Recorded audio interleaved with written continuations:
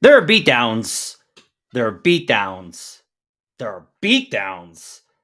And then there's whatever the Nuggets did to the Clippers. This is Locked On Nuggets.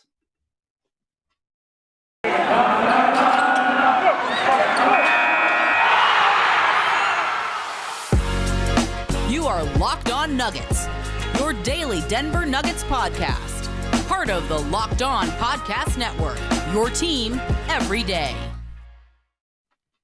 Welcome to Locked On Nuggets, your daily Denver Nuggets podcast, part of the Locked On Network, your team every day. Thanks for making us your first listen. We appreciate you guys joining us on whatever platform you are. We are available and free on all platforms: Spotify, Apple Podcasts, Pocket Cast, all the random podcast applications, and of course on YouTube, where you can join the show and join folks hanging out in the chat section with us every day. No matter when I record, it does seem like folks are always hopping in the comments. Appreciate you guys joining me on a Friday afternoon. I apologize for the show being a little bit later than normal for our post-game recap.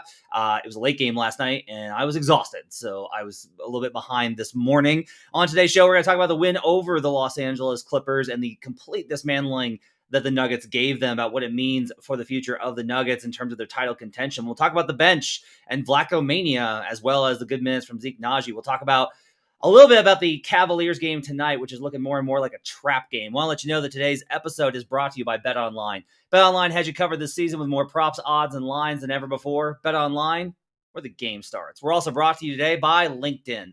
LinkedIn Jobs helps you find the qualified candidates you want to talk to faster. Post your job for free at linkedin.com/lockedonnba. My name is Matt Moore. I'm a senior NBA writer for the Action Network. Coming to you on a Friday. Adamar is still on vacation, enjoying his time. He should be back on Sunday's episode. All right, let's talk a little bit about this, what happened to the Los Angeles Clippers. Okay, so there are, much like the Memphis game, there are intersections here of things, and these games can contain multitudes. Conversations about games like this tend to revolve into binary ideas. And what I mean by that is, it's either that the Nuggets are a dominant force to be reckoned with in the Western Conference, or the Clippers had an absolutely horrible, atrocious performance in every phase of the game in a bad rest spot. It was their third time zone in 3 games. They're playing their 4th in 4 tonight. Nobody could hit anything. One of those games, you flush it, you move on. The Nuggets have had them. The Clippers have them. Every team has them in the course of the season. The Boston Celtics let the Thunder put up 150 on them the other night. Parity reigns in the NBA. You have these wild fluctuations. This game was an intersection of both. It's not one or the other. It's not just that the Nuggets are certifiably better than the Clippers and are a major threat to win the Western Conference, though they are. It is also that the Clippers had an absolutely horrific game. That horrificness was aided and never allowed to abate because of how the Nuggets approached this game. Adam and I talked a lot about this in the early season, about why is it the Nuggets are never jumping on teams. Like, they're just not. Like, they're every game they ease into these games, and it's like the Nuggets are up a little bit and the bench loses, and then they're having to catch up and all these types of things.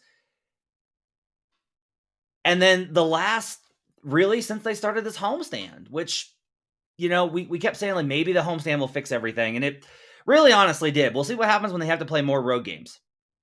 But the Nuggets against the Grizzlies, the Heat, the Blazers, and the Celtics have come out in these games and hit teams with an A-tier regular season level of not like, you can play hard and not well. The Nuggets have done both. They have been locked in. They have made the right rotations. They have challenged them on the perimeter. They have forced turnovers. They have ran in transition off of turnovers and misses. They have out-executed them offensively. They have gotten ahead of the defensive rotations on the other end, and they have made shots. And that combination produces things like this. That said, I really have no words for what I saw last night at Ball Arena. The best way I can put this into perspective, at least for me, is as typical is from a numbers perspective. Cleaning the Glass is a site that has in-game stats on offensive and defensive efficiency. And they give you the percentiles of all performances this season. So you can see, like, all right, this performance right now, they're in the 70th percentile of offense. Like, good, not the top tier, but having a really good night. At halftime, the Los Angeles Clippers had a percentile offensively of 0. They were in the 0th percentile offensively. It was the worst performance you could imagine. This is with 2 minutes remaining, actually, before the half. They get snuck up to 1% before the halftime. The Nuggets were at 100. There was a point where the Nuggets literally were having, in the late, like 90 seconds left of the first half, the best offensive performance of any team this season, and the Clippers had the worst offensive performance of any team this season. It was categorically, that first half was the most dominant half of basketball I have seen this season. Josh Buckberg asks, was curious what the vibe was in the arena last night. The crowd is different than I've ever seen it at Nuggets games. The anxiety of the early seasons where they were trying to prove themselves, the chaotic energy is gone. But I'll say this, the crowd at Ball Arena, in my opinion, trusts the Nuggets more than I think the Nuggets diehards do right now. They're not as like live or die on every single decision. The crowd at Ball Arena is very much just like, come on guys, you can do this. Like, even when they're down, there used to be like a smattering of like boos when the Nuggets would play badly. And I was always like, guys, like this is a really good team. Maybe don't boo them at home when they're down 7. And instead, like, that hasn't happened this season. There's been a confidence in the Nuggets' ability to get back. The crowd's been great. It's just been a really good atmosphere. These late games always used to be kind of like sometimes they were awesome and sometimes they were not great, and they've been just dynamite lately. TNT definitely does turn down. I think a part of that's the arena structure. In some arenas like Portland, which is more vertical, I think that the crowd sounds a lot louder. The crowd was really good last night.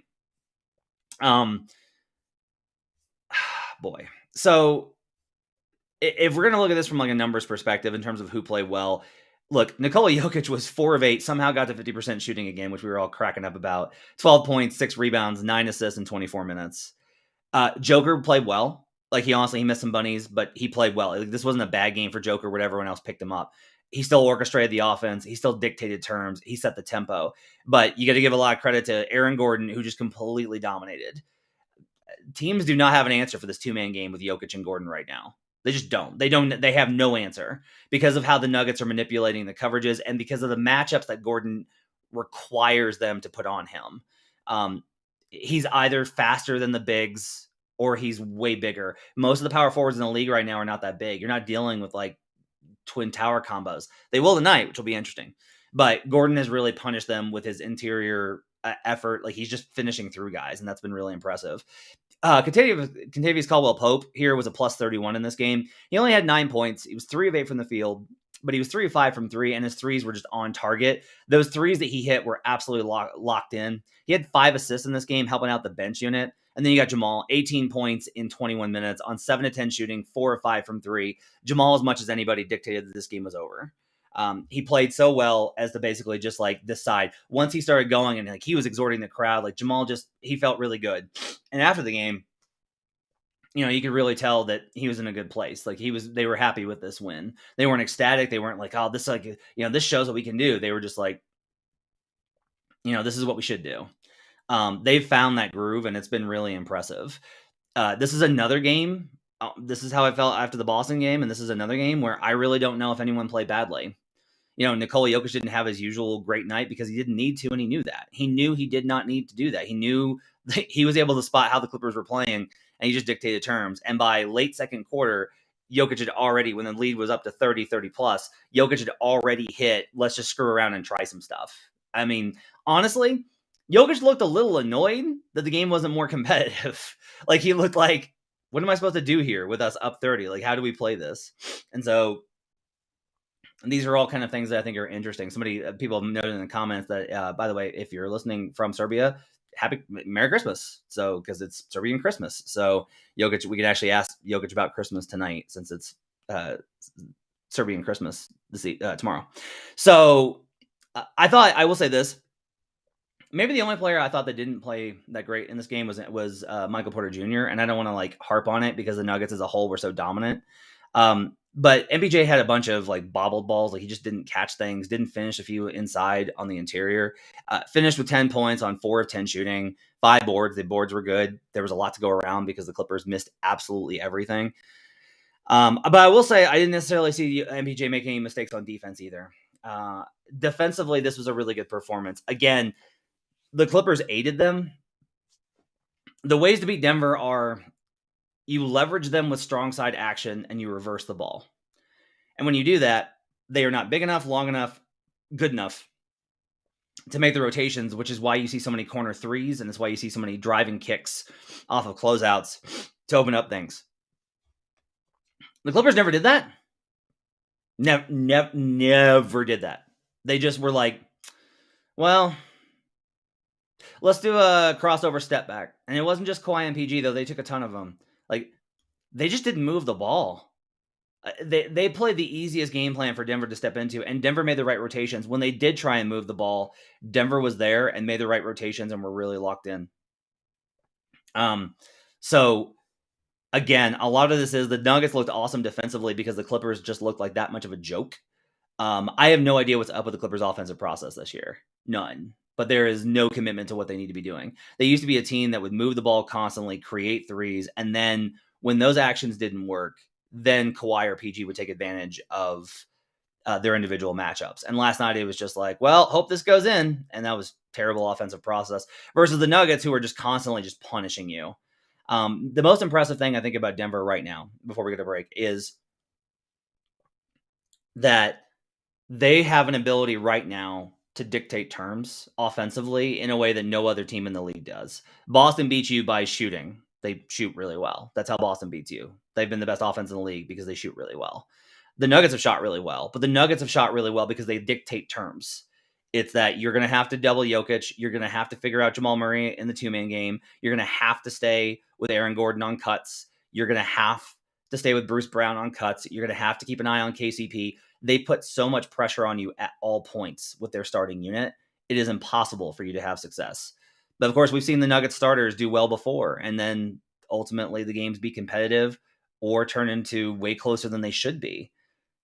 But that didn't happen last night, thanks to the bench. And we'll talk about what the bench was able to accomplish in their minutes last night and what it means going forward when we come back here on Locked On Nuggets. But first, I need to tell you about Built Bar. That's right, it's time for Built Bar. If you're looking for a delicious treat, but you don't want all the fat and calories, then you got to try Built Bar. You know, we just went through the holidays and everyone's trying to get healthy and right for the new year. You got to try Built. With Built, healthy is actually tasty. They're so delicious, you won't even think that they're good for you. What makes Built Bar so good? Well, for starters, they're all covered in 100% real chocolate. That's right, real chocolate. And they come in unbelievable flavors like churro, peanut butter brownie, and coconut almond. I'm not sure how Built does it, but these bars taste like a candy bar while maintaining amazing macros.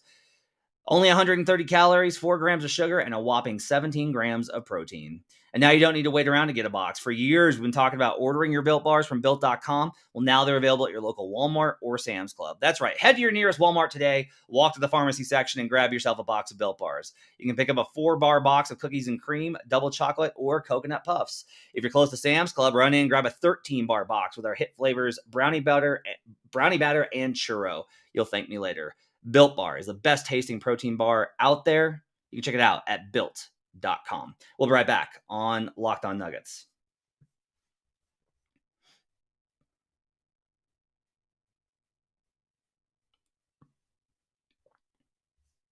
Back here on Locked On Nuggets. Thanks for joining us and making this part of your day. I appreciate you guys being with me on a Friday. I will have a post-game show tomorrow after the Cavaliers game. We'll talk about that game in the third segment. Want to make sure that you guys check out Locked On Sports Today. It's the best way for you to find out all the biggest stories in sports. Just check out Locked On Sports Today on the Odyssey app, YouTube, or wherever you get podcasts. All right, second segment here on Locked On Nuggets.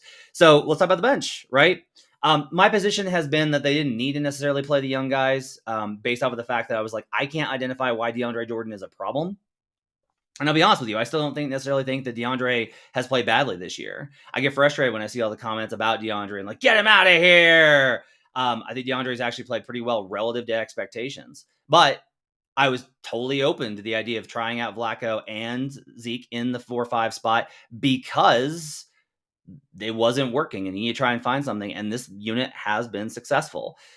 I am going to caution that I don't know that it's like, oh, the bench is fixed now. Because basically, as you all know, as I always say, you can have stretches where guys play well and play badly. And right now, I think Zeke Naji and Vlatko in particular are playing really well.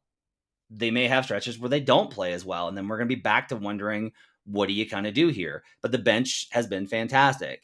Last night, you got Bones Highland going for 16 points on 5 of 11 shooting.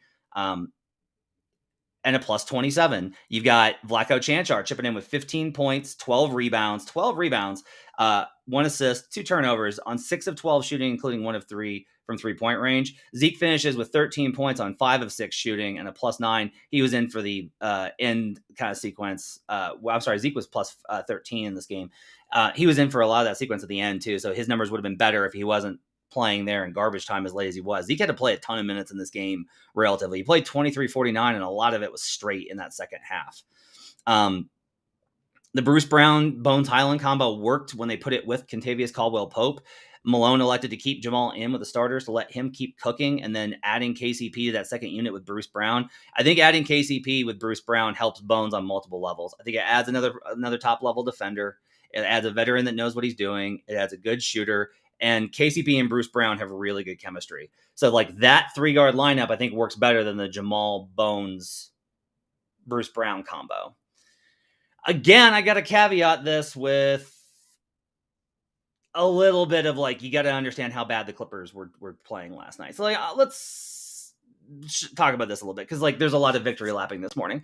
Can Vlatko run an offense a bit from point and be the backup center that can play Jokic ball? A little bit. I need to kind of stress this to people, because there, again, lot of victory lapping last night about like, oh, like you see what he does. Here's the reality of what happened with the bench unit last night. Okay. So with the bench unit in particular, as you kind of look at things, when Bones Highland was on the floor, the Clippers had a 71 offensive rating. You want to be close to 100. That is god awful. Again, that's in like second to 10th percentile range. With Vlatko Cancar on the floor, 91st percentile, including that late run with the garbage time unit for the Clippers. That's still horrible. With Zeke, it was 93.9. The offensive numbers were good. Like Zeke's offensive numbers were really good here at 113.5, but like Vlatko's were only 105. So there's this temptation to be like, oh, the offense works much better. Like, look at Bones. Like, when he's got spacing. No. The offensive stuff was mostly, the Clippers were horrific offensively. The Nuggets got out and ran. That's a key for the bench, I think, is for them to run the ball consistently. And the Clippers played like trash enough offensively for them to put up some numbers. But like, I'll just tell you, I don't see anything different from Bones Highland.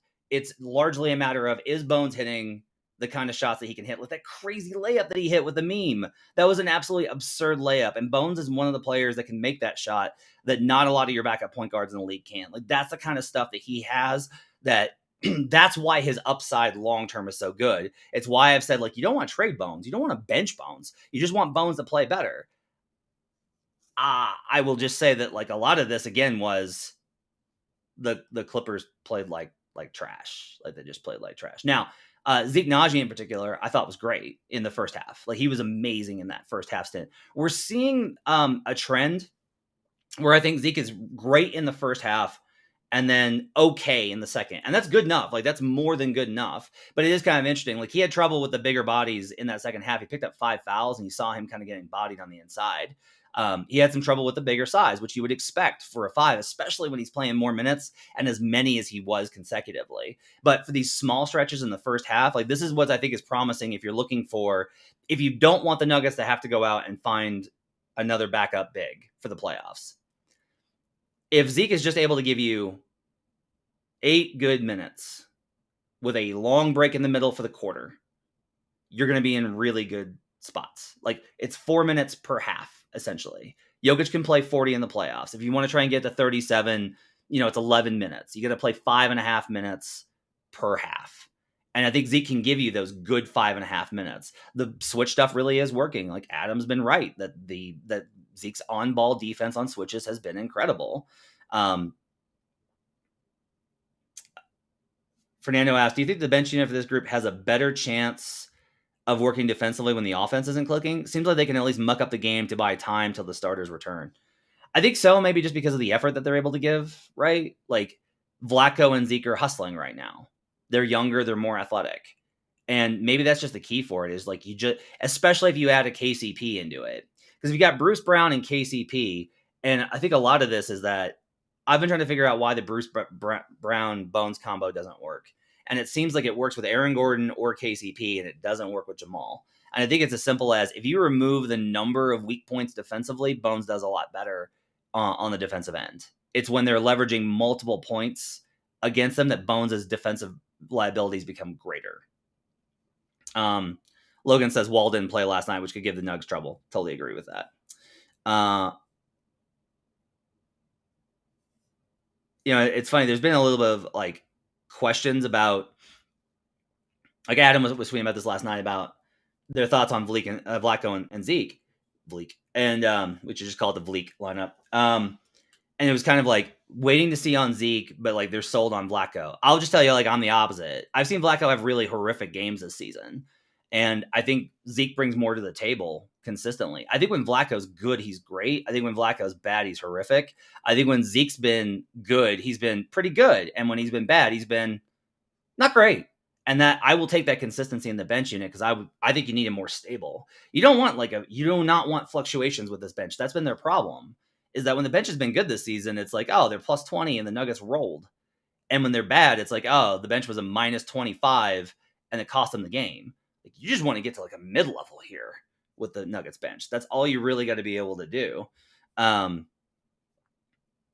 so I think there's kind of like a lot to figure out here with the bench still. I don't think it's necessarily solved. I think it's interesting that Malone's trying different things. I think it's interesting. It was funny. There were still comments last night about why Christian Braun isn't playing.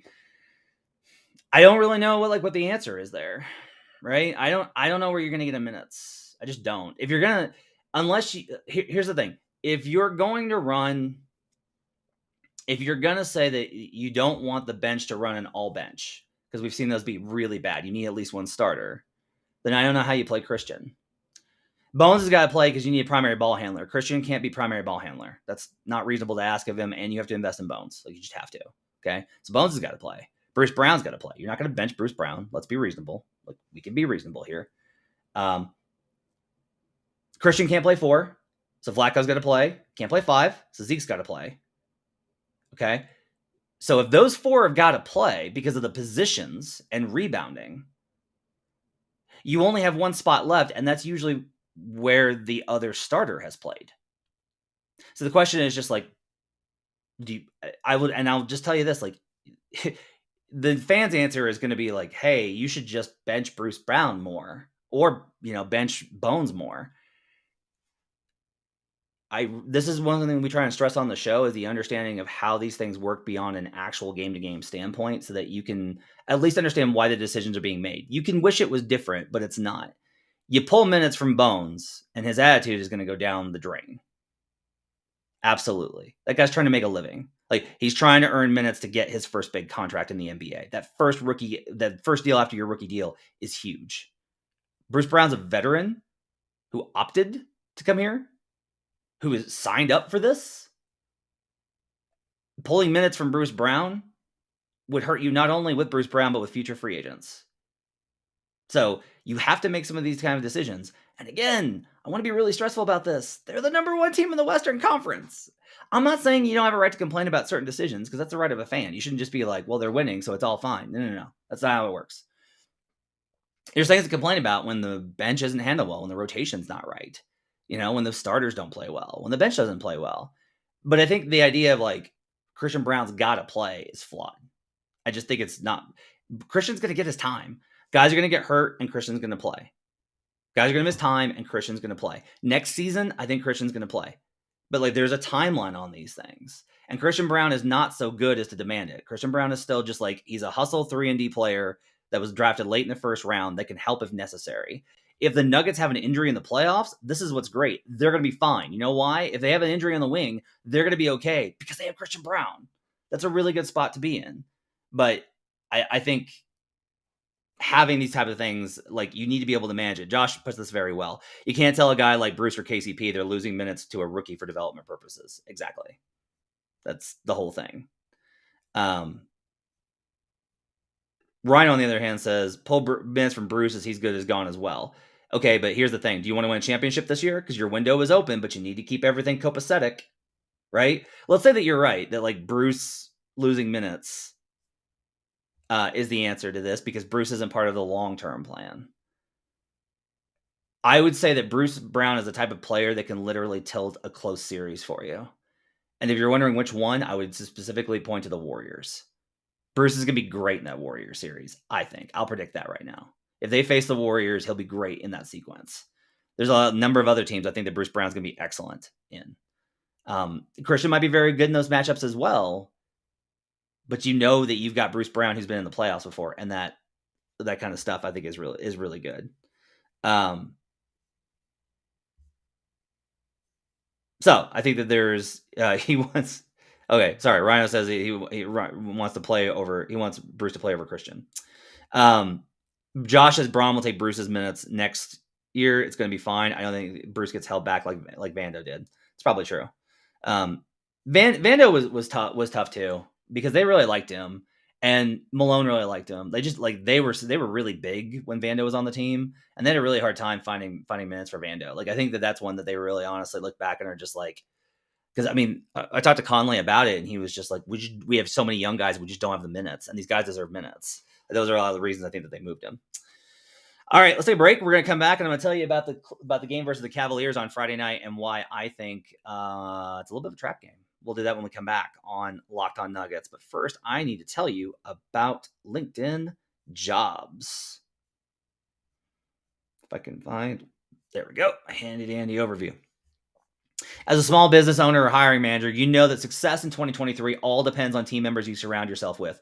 That's why you got to check out LinkedIn Jobs. With LinkedIn Jobs, you can hire qualified candidates more efficiently by matching open roles with people who have the skills, values, and experiences to help you achieve your goals. LinkedIn Jobs helps you quickly attract qualified candidates for your open jobs with targeting tools. They go beyond resume data by using insights for your job post, company, and their 875 million member profiles to put your post in front of the most qualified candidates. Identify the most qualified candidates on LinkedIn Jobs and connect with them fast and for free. LinkedIn Jobs makes it easy to screen and rate applicants based on your job qualifications all in one platform. It's why small businesses rate LinkedIn Jobs #1 in delivering quality hires versus the leading competitors. LinkedIn Jobs helps you find the qualified candidates you want to talk to faster. Post your job for free at linkedin.com/lockedonnba. That's linkedin.com/lockedonnba to post your job for free. Terms and conditions apply. We'll be right back on Locked On Nuggets.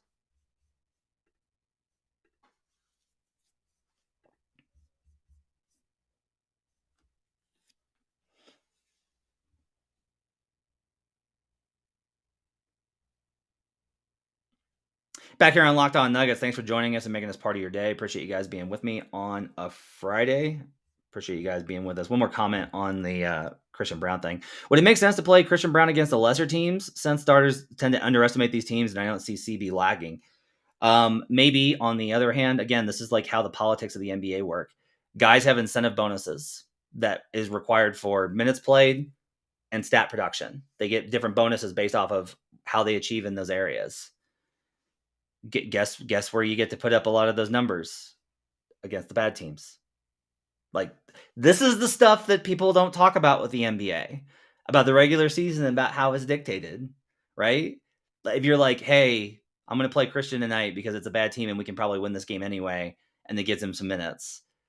Okay, but if the guy's like, look, man, I got a 2 million bonus for games played, or if I play all 82, or if I play 70 plus, or if I do this.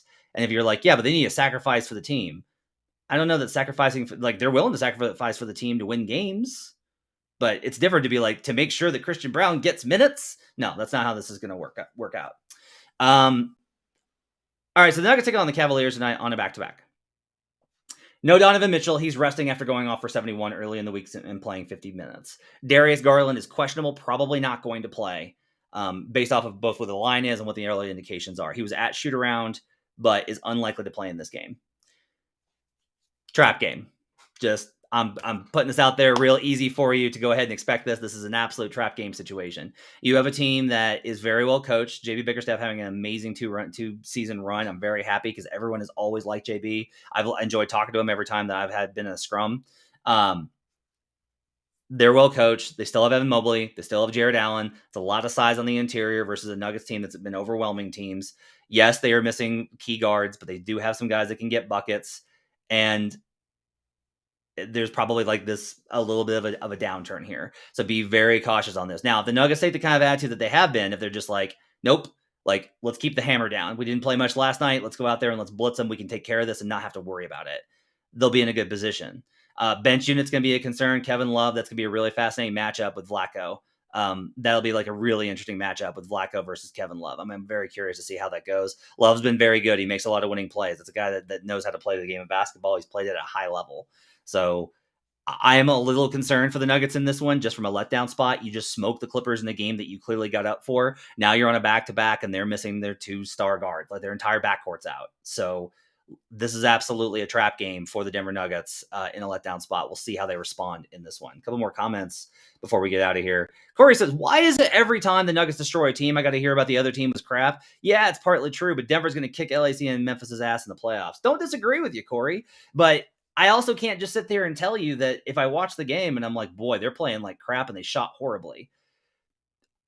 I can't just apply credit on one side. Most NBA games are going to be pretty competitive.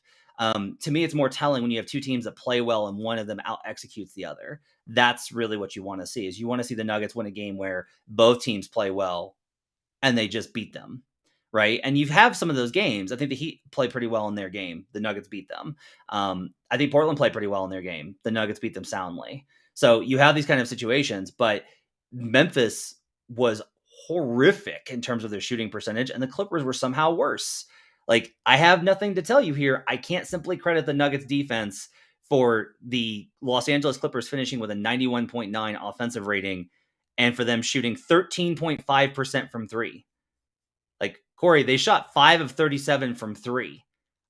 I think you can't take this game and be like, the Nuggets are world beaters. No one's on their tier. They're winning a championship. You can be like, no, the Clippers absolutely didn't have it last night. The Nuggets took care of business and didn't give them any hope. That's why like the rage timeouts were both funny, but also appropriate. Malone talked about building championship habits. Don't let them back into this game. And the team responded. That's big. That Malone didn't say these things and they just went, yeah, and let them back into the game. Never happened. They never made a run.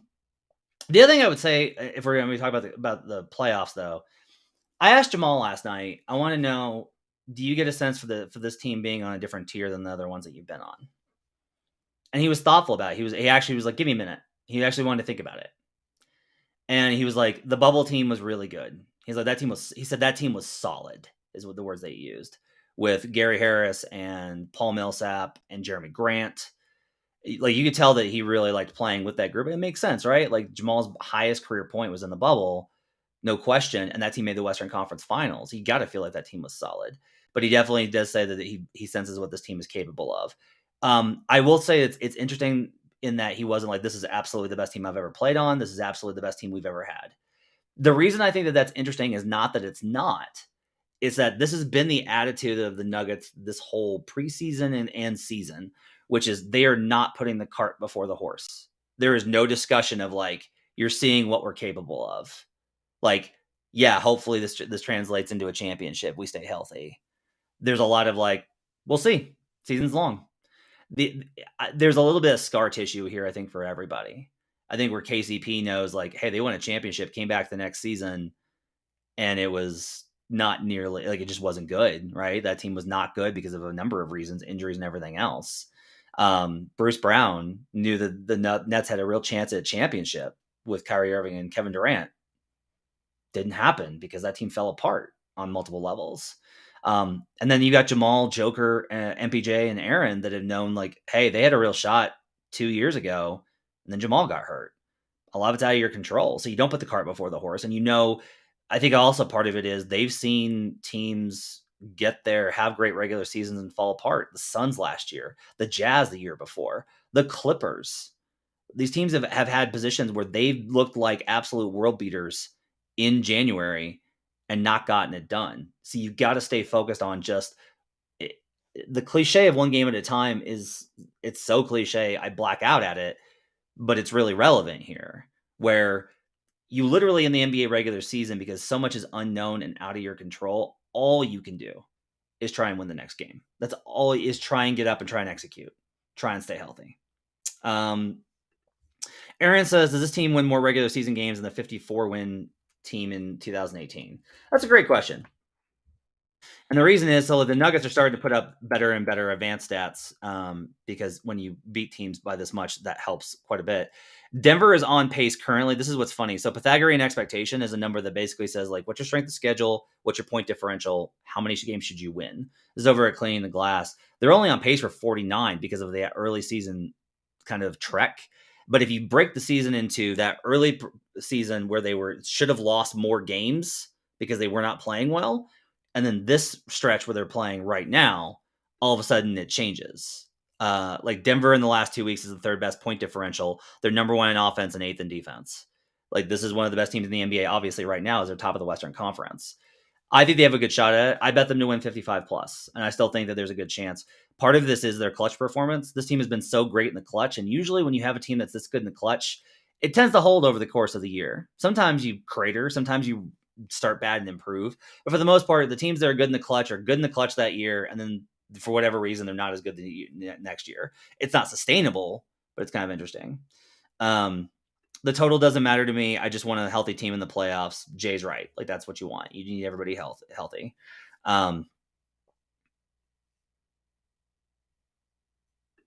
Taylor says, why did Vlatko and Jamal both say the bubble team is better? I'm so confused. When you have that kind of success, it leaves an imprint. I've talked to players in these types of situations, and this is what they say. Like, if the Nuggets win a championship, guess what? Jamal will say this team is better. And they will correlate the success with how good the team was. If that makes sense, versus correlating how good the team was with the success. So players will often be like, well, we made this run, like that team was great because of the experience that it felt like you were going to win because you did. And if you don't win, you're like, well, that team wasn't as good. I think it takes a lot of perspective to be able to identify when these things are not in alignment. When you're like, no, that team was really good, we just didn't win the title. 555-ish says, no one is saying it, but I think this team is better than all the other teams in the Jokic era. It's by a wide margin. This is the best team I've ever seen. What I've seen from the Nuggets over this home stretch is legitimately a team that this looks like a championship team. I do not use that word, that phrase very often. I saw with the Mavericks in 2011 before they had some injuries. Like, they had a lot of guys get hurt in November, but I was like making noise about this team looks like a championship team. You get a vibe for when a team is good enough to win a championship. Now, I will also say the 2019 Bucks looked like this. They did not win a championship. So again, got a long way to going. But the process, I think, is really on track for where they want to get to.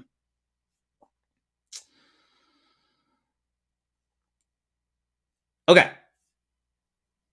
Let's go wrap it up for Locked On Nuggets for Friday. Appreciate you guys being with us. I will do a show tomorrow sometime on Saturday to wrap up the Cavs game. We'll see how they respond in a letdown spot. We'll see what happens with them, as well as any sort of news that you need to know about. Thanks for joining me. Hope you guys have yourselves a great weekend. We'll see you back again on Monday if you don't catch the weekend show. Adam should be back with us on Monday. Until then, make sure to rate, review, and subscribe. Hit the YouTube channel. Follow us on Twitter at Locked On Nuggets. Check out DNVR for all the pre and post game shows. Download the Action Network app if you guys want to see all my content. I've got lots of stuff in there. Have yourselves a great weekend. We'll see you guys again next time.